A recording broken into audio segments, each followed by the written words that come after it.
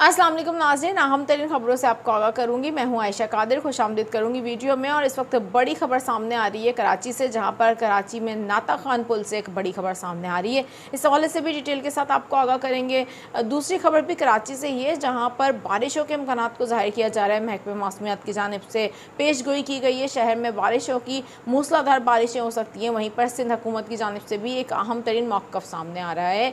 कहा जा रहा है कराची में तेज़ बारिशों के खदशात मौजूद हैं। शदीद बारिशों के खदशे को इज़हार किया गया है वज़ीर बल्दियात है सिंध के, उनकी जानिब से। और शहरी इलाकों में सैलाब का खदशा भी पैदा हो सकता है, ये भी उन्होंने इज़हार किया है।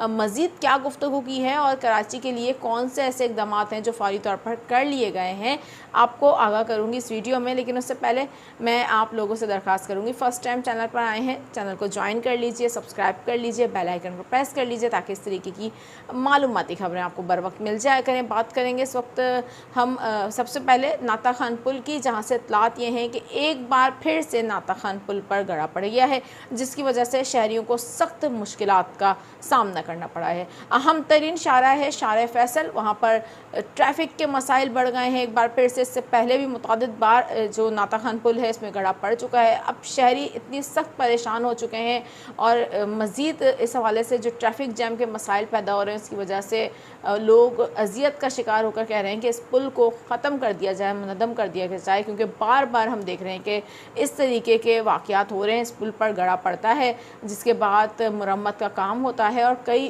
दिनों तक इस पुल को बंद करना पड़ता है, जिसकी वजह से ट्रैफिक जैम के मसाइल का बहुत ज़्यादा लोग शिकार होते हैं। क्योंकि ये एक अहम तरीन शारा है शारा फैसल, यहाँ पर ट्रैफिक जैम की वजह से शहरी कह रहे हैं कि फ़ौरी तौर पर इक़दाम की ज़रूरत है। और इस अहम तरीन पुल पर शहरियों की जानिब से कहा जा रहा है कि फ़ौरी तौर पर ऐसे इक़दाम किए जाएँ ताकि ट्रैफिक के हवाले से जो मसाइल हैं वो क्लियर हो सकें, क्योंकि बार बार इस तरीके के वाक़यात देखने को मिल रहे हैं। आपकी क्या राय है, कौन से ऐसे इक़दाम आप समझते हैं कि किए जाने चाहिए जिसकी वजह से बार बार जो इस पुल के ऊपर गड़ा पड़ता है, जिसकी वजह से शदीद ट्रैफिक जैम के मसाइल पैदा होते हैं, उससे निजात हासिल हो सके? ज़रूर मुझे बताइएगा। आगे बढ़ेंगे ज़रा। सिंध के वज़ीर बल्दियात सईद गनी, जिनकी जानिब से कहा गया है कि अब कराची के मुख्तलिफ़ इलाकों में हल्की बारिश के इम्कानात के बाद मानसून के जारी स्पेल से निमटने के लिए इंतज़ामात मुकम्मल कर लिए गए हैं।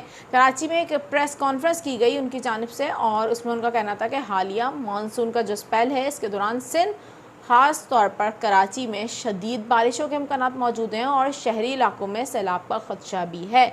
उन्होंने कहा है इस हवाले से जो भी इंसानी बस में है वो कोई फ़र्द, हुकूमत या इदारा कर सकता है, हम वो तमाम इंतज़ामात करेंगे।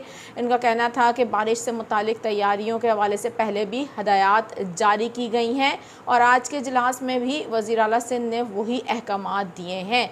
आपको बताएं कि इस हवाले से मज़ीद उन्होंने कहा कि बल्दियाती कौंसलों को हदायत दी गई हैं कि वो अपने वसाइल बरोए कार लेकर आएँ और ख़ास तौर पर उन इलाकों में इंतज़ामात करें जो बारिश में हमेशा शदीद मसाइल का शिकार होते हैं, ताकि शहरियों को कम से कम मुश्किलात का सामना करना पड़े। उन्होंने अवाम और अपोजिशन जमातों से दरख्वास्त की है कि मुश्किल वक्त में तनकीद से गुरेज करें और अवाम की मदद पर तवज्जो दें। उनका कहना है कि बाद में जो भी कमी देखें इस पर तनकीद कर सकते हैं, लेकिन जब कोई मुश्किल वक्त हो तो मेरे ख़्याल में हमें यकजहती का मुज़ाहरा करना चाहिए।